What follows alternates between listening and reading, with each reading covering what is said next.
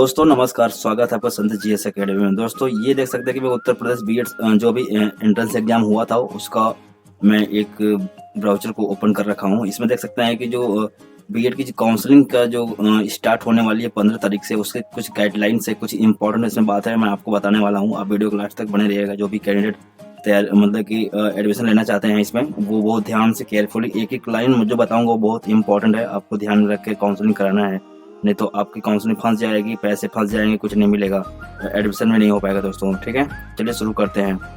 देख सकते हैं कि यहाँ पे पहले ही लाइन में दे दिया गया, only those candidate who have been allotted a rank in Uttar Pradesh BEd, मतलब जो एग्जाम दिए थे, ठीक है, merit list are eligible to participate in the counselling. मतलब काउंसलिंग में वही स्टूडेंट पार्टिसिपेट करेंगे जिनका रैंक आया है, जो पूरे में रिजल्ट आया उसमें जो रैंक उनका आया, कुछ न कुछ रैंक रहा हो उसमें, रैंक वाइज मतलब एडमिशन भी होगा, काउंसलिंग भी होगी, वो गाइडलाइन स्टार्ट करते रहेंगे। टोटल जो काउंसलिंग है दोस्तों 4 राउंड में होगा। फर्स्ट राउंड जो है मेन काउंसलिंग बोलेंगे, उसके बाद पूल काउंसलिंग है, जो मेन काउंसलिंग में एडमिशन नहीं ले पाते हैं, जिनको कॉलेज नहीं अलॉट हो पाता है, काउंसलिंग करा लेते हैं लेकिन कॉलेज अलॉट नहीं हो पाता है, या किसी कारणवश एडमिशन नहीं ले पाते हैं, काउंसलिंग नहीं करवा पाते हैं मेन वाले में, तो वो फुल काउंसलिंग में कराएंगे। और एक डायरेक्ट है, जो डायरेक्ट एडमिशन है, मतलब डायरेक्ट काउंसलिंग जो है, ये इसके लिए भी काउंसलिंग प्रोसेस सबका सेम है, बस राउंड अलग अलग है। थर्ड वाले में एट द कॉलेज लेवल पे दोस्तों ये होगा, ठीक है। और एक है माइनॉरिटी सीट राउंड काउंसलिंग, मतलब ये राउंड 4 है। जो भी माइनॉरिटीज कॉलेज हैं वो भी बीएड कराते हैं, कुछ तो जैसे नहीं करा पाते हैं अलग अलग एंट्रेंस एग्जामिनेशन, जबकि वो स्वतंत्र हैं कराने के लिए, तो वो बीएड के उत्तर प्रदेश बीएड के थ्रू पार्टिसिपेट करते हैं, उनके कैंडिडेट भी उसमें एडमिशन लेते हैं for the non minorities student के लिए, ठीक है। तो सारी सीट जरूरी नहीं है कि माइनॉरिटी कॉलेज में सारी सीटें माइनॉरिटीज के लिए ही हो, ठीक है। अब यहाँ कुछ रिक्वायरमेंट है काउंसलिंग के लिए, वो आपको आपके पास होने चाहिए। Requirement for participation in the counselling, ठीक, ये आपको मैं क्या दिया, bank account details for refund of fees, क्योंकि कुछ फीस जो रिफंड होती है उसके लिए, जिसे आपने फीस कितनी वो बताया जाएगा। अकाउंट जो नंबर होना चाहिए या तो कैंडिडेट का होना चाहिए, उसके मम्मी पापा का होना चाहिए, और भाई का नहीं होना चाहिए, ठीक है, ये अब बात ध्यान रखिएगा। उसके बाद यहाँ दिया गया, इन case the candidate is not allotted a seat, मतलब यदि उसको सीट अलॉट नहीं होता, the advance college fees paid in the first counselling will and full college fees paid in full counselling would be refunded into this account only. मतलब जो account जो दे रहे हैं, यदि आपको सीट अलॉट नहीं होता है तो वो आपको वापस कर देंगे। ये एक्चुअली इसीलिए वो मांग रहे हैं आपसे आपके अकाउंट नंबर। अब ये इसमें क्या है, candidate advise not to submit there एक चीज दोस्तों, जनधन जो अकाउंट है उसे शेयर मत करिएगा, अकाउंट आपका अलग से जो होना होगा वो ही दीजिएगा। जनधन अकाउंट नहीं चाहिए, क्योंकि अमाउंट अगर ज्यादा होगा तो जनधन में नहीं आ पाएगा, फंस जाएगा आपका पैसे, ठीक है। डिटेल्स में क्या क्या देना, जैसे बैंक अकाउंट नंबर हो गया, होल्डर्स के नेम हो गया, बैंक अकाउंट होल्डर्स के नेम, IFSC कोड हो गया, बैंक नेम हो गया, ठीक है। फ्रंट पेज जो होता है पासबुक का, वो अपलोड करना पड़ेगा, उसका इमेज, ठीक, आपको करना पड़ेगा। अब यहाँ पर कुछ और भी इम्पोर्टेंट है, it the mandatory for those candidate who have appeared in eligibility qualifying examination 2023 have to upload their qualifying examination marksheet. जो एग्जाम दिए हैं उसके मतलब जो उसका मार्कशीट है वो अपलोड करना पड़ेगा, ठीक। अब एक चीज यहाँ पे और दे दिया है, देख सकते हैं कि यहाँ पे दिया है, नो प्रोविजनल या internet marksheet will be accepted unless it is verified by principal. ये कोई भी प्रोविजनल और इंटरनेट वाला नहीं चलेगा, लेकिन यदि वो प्रिंसिपल से वेरीफाइड है तो वो बिल्कुल चलेगा, ठीक। ये है, देखिए फर्स्ट राउंड काउंसलिंग है, जो पहले आपको कैसे होगा, फर्स्ट काउंसलिंग जो है राउंड वाली है, उसमें रजिस्ट्रेशन होगा, ठीक है, on the basis of state rank, जो स्टेट में आपका रैंक रहेगा उसके अकॉर्डिंग आपका रजिस्ट्रेशन होगा। और counselling fees and advance fees आपको पेमेंट करने पड़ेगा, जो इसका मतलब कि यहाँ पे दिया गया है कितने फीस है, 750 रुपये काउंसलिंग फीस, जो नॉन रिफंडेबल है, और आपके हर बार काउंसलिंग कराएंगे तो आपको ये इतना फीस देना पड़ेगा। और जो कॉलेज फीस एडवांस फीस है ये 5000 रुपये है, ठीक, ये आपको देना पड़ेगा। उसके बाद in case the candidate is not allot a seat, the advance college fees would be refunded into the account details provide by them. जो भी वो जो अभी अकाउंट बैंक अकाउंट प्रोवाइड कराए हैं यदि उनको सीट नहीं मिलता है तो वो वापस हो जाएगा, ठीक है। तो टेंशन की इसमें कोई बात नहीं है। एक दो कंडीशन और दिया, जैसे दिया कि if the candidate is allotted a seat he or she does not confirm, यदि वो कन्फर्म नहीं करता है advance college fees will be not refunded, ठीक। यदि आपको सीट यदि अलॉट हो गया और आप कंफर्म नहीं कर रहे हैं तो आपकी फीस वापस नहीं होगी, ठीक। ये आप ध्यान रखिएगा, ठीक, ऐसी गलती मत करिएगा। इसमें कह रहे if the candidate is allotted seat he confirm amount will be adjusted in the college fees, ठीक। यदि कंफर्म कर देते हैं तो कॉलेज के जो मेन फीस होती है 50,000 51,000 फीस है, उसमें एडजस्ट 5 रुपये जो है फीस वो एडजस्ट हो जाएगा, तो ये आप ध्यान रखिएगा। If the advance college fees more than the fees of allotted college, the excess amount will be refunded। अगर excess amount आपका रिफंड कर दिए जाएंगे यदि आप कई अलॉटेड सीट के लिए दिए हैं तो, ठीक।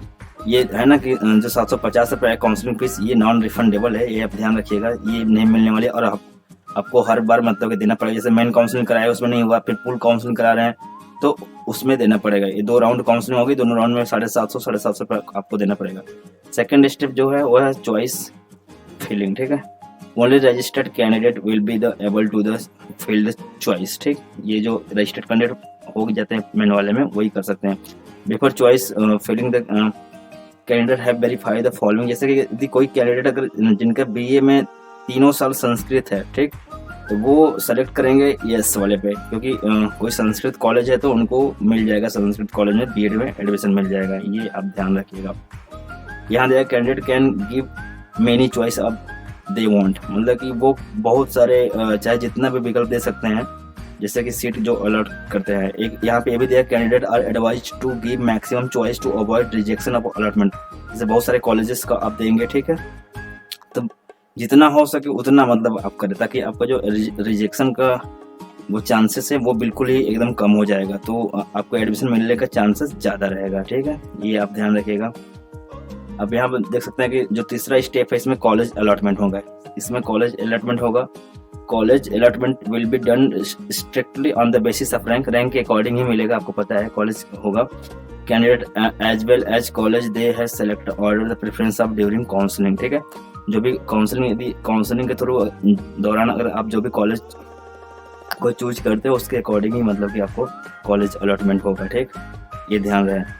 State reservation policy will be followed और द एडेड और गवर्नमेंट कॉलेज में होगा बस, और किसी भी कॉलेज प्राइवेट कोई कॉलेज अगर गवर्नमेंट से एड उसे नहीं मिल रहा है तो उसमें जो रिजर्वेशन पॉलिसी है स्टेट रिजर्वेशन पॉलिसी वो अप्लाई नहीं होगी, ठीक। Seat allotment result will be available on candidate login, seat जो अलॉटमेंट होगा वो आपके कैंडिडेट जो डैशबोर्ड है उस पर आएगा, मतलब प्रोफाइल होगा। AWS रिजर्वेशन भी सेम मतलब जो रिजर्वेशन पॉलिसी है। चौथा स्टेप दोस्तों इसमें ये है कि provisional allotment cum confirmation letter download, जैसे कि आप सब कुछ कर दिए, आपको अलॉट हो गए कॉलेज तो आपको प्रोविजनल अलॉटमेंट जो कंफर्म लेटर है वो आप डाउनलोड कर लेंगे, ठीक। ये आप ध्यान रखिएगा। एक उसके बाद है candidate who have been allotted college will be have to download provisional allotment, वही वाला जो है आपको डाउनलोड करना पड़ेगा इसी के साइट पे जाके, ठीक। ये आप ध्यान रहे। उसके बाद इसमें दिया गया है जो 5वां स्टेप है रिपोर्ट टू अलॉट कॉलेज, आपको कॉलेज को रिपोर्ट करना पड़ेगा। जैसे कि यदि आपको कॉलेज अलॉट हो गया तो आप कुछ डॉक्यूमेंट्स क्राइटेरिया अभी डिफाइन करेगा, उसको लेकर 3 दिन के भीतर, ना within the 3 days from the date of allotment, जैसे आज अलॉटमेंट हो गया सीट, आज से लेकर 3 दिन के भीतर आपको जाकर ओरिजिनल डॉक्यूमेंट्स के साथ जाकर कॉलेज में एक बार विजिट कर देना है, कंफर्म लेटर दे देना है, ठीक। ये आपको काम कर लेना है, अदरवाइज दिक्कत हो जाएगा। क्योंकि यहाँ पे देखें ये दिया है अभ्यर्थी को आवंटन की तारीख से 3 दिनों के भीतर सभी मूल दस्तावेजों के साथ अंतिम आवंटन सह पुष्टि पत्र के साथ आवंटित कॉलेज को रिपोर्ट करना होगा। ये आप ध्यान रखिएगा, ठीक है। इसमें चूकिएगा नहीं तो सब कुछ कराने के बाद भी आपका एडमिशन नहीं हो पाएगा, दिक्कत हो जाएगा, पैसे भी नहीं मिलेंगे। Document requirement for record for report, जब आप कॉलेज या स्कूल जाएंगे, जो कॉलेज जाएंगे अब अपना कंफर्म कराने के लिए, तो डॉक्यूमेंट्स क्या क्या चाहिए, ठीक है। एक तो सभी ओरिजिनल होगा और सेल्फ अटेस्टेड कॉपी, ठीक, मतलब ओरिजिनल डॉक्यूमेंट्स प्लस जीरोक्स चाहिए, वो भी सेल्फ अटेस्टेड होना चाहिए, ठीक है। सेल्फ आप अपने सिग्नेचर कर दीजिएगा उस पर, जो मैं दे रहा हूँ ये मेरा ही है, क्योंकि ऐसा ना कोई दूसरा कोई दूसरे का दे दे, ठीक है, इसीलिए बचाव के लिए। यहाँ print out of provisional allotment cum confirmation letter from Bundelkhand university Jhansi website से जो अलॉटमेंट जो कंफर्म है वो कंफर्मेशन लेटर आपको डाउनलोड करना पड़ेगा। Copy of application form, admit card and score card of the BEd, जो आप एग्जाम दिए थे उसका एडमिट कार्ड भी चाहिए, स्कोर कार्ड भी चाहिए और एप्लीकेशन कार्ड भी चाहिए, ठीक है। डेट ऑफ बर्थ, जो proof of date of birth के लिए हाई स्कूल का जो सर्टिफिकेट है वो चाहिए। ऑल मार्कशीट, ठीक, आपके पास जो भी मार्कशीट है, certificate up to qualifying examination, ठीक। आपको कैटेगरी सर्टिफिकेट, सब category certificate, weightage certificate, original in the prescribe form. Original form जो डॉक्यूमेंट जितने हैं उनके ओरिजिनल भी ले जाने हैं, प्लस आपको सेल्फ अटेस्टेड फोटो कॉपी बोले तो जीरोक्स भी ले जाने हैं, ये ध्यान रखिएगा। Original photo ID issued by the government, इसके जीरोक्स भी ले लीजिएगा और ओरिजिनल भी ले लीजिएगा, जैसे आधार कार्ड हो गया, पैन कार्ड हो गया, वोटर आईडी हो गया, इस टाइप का, ठीक। 2 passport size photograph of the candidate, 2 मतलब के फोटोग्राफ आप ले लीजिए, पासपोर्ट साइज की फोटोग्राफ लेके जाइएगा। Copies of all fees receipt, जितने भी आपने फीस पे किया उसके सारे रिसिप्ट के जो कॉपीज है आपको लेके जाने हैं। अब देखिए जो पूल काउंसलिंग है, पूल काउंसलिंग क्या है? ये वही काउंसलिंग है जो पहले राउंड की काउंसलिंग में पूरी होने के बाद कॉलेज में रिक्त सीटों का पूल काउंसलिंग से भरा जाता है। यदि पहली काउंसलिंग हुई उसमें अगर सीट फुल नहीं हो पाती तो सेकंड ये पूल काउंसलिंग होती है, ठीक है। इसमें भी बाई द सेम प्रोसेस आपको जाना पड़ेगा, इसमें कोई भी मतलब के चेंजेस नहीं होगा। इसमें क्या है कि आपको जैसे कि एक फीस है ना, फीस आपको देने पड़ेंगे 51,250 रुपये प्लस 750 रुपये, ठीक, ये तो आपको देने ही पड़ेंगे। कॉलेज की एडवांस पे जो है 5,000 रुपये उन्होंने अराउंड जो एक में भुगतान किया था उसे वापस नहीं किया जाएगा। मतलब जो फर्स्ट में किया था, जो फर्स्ट वाले स्टूडेंट थे जो मेन काउंसलिंग में, यदि उसमें ये फीस जमा किए हैं और फिर सेकंड वाले में आके पूल काउंसलिंग में करा रहे हैं तो वो ये जो 5,000 रुपये फीस है वो आप वापस नहीं किया जाएगा, ये भी वापस नहीं किया जाएगा, ये ध्यान रखिएगा, ठीक है।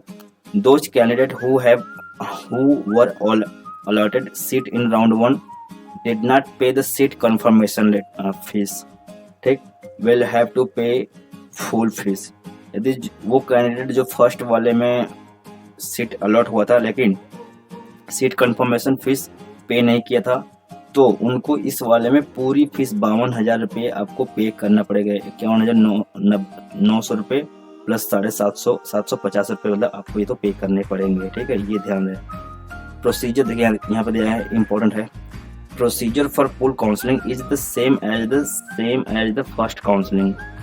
Candidate have registered, pay registration fees, full college fees and fill the choice. जो पहले वाले में मतलब कि जो मेन काउंसलिंग है उसमें जो प्रोसेस है सारे प्रोसीजर मतलब कि पूल काउंसलिंग में भी फॉलो किए जाएंगे, तो ये ध्यान रहे, ये मतलब फॉलो किए जाएंगे, ठीक है।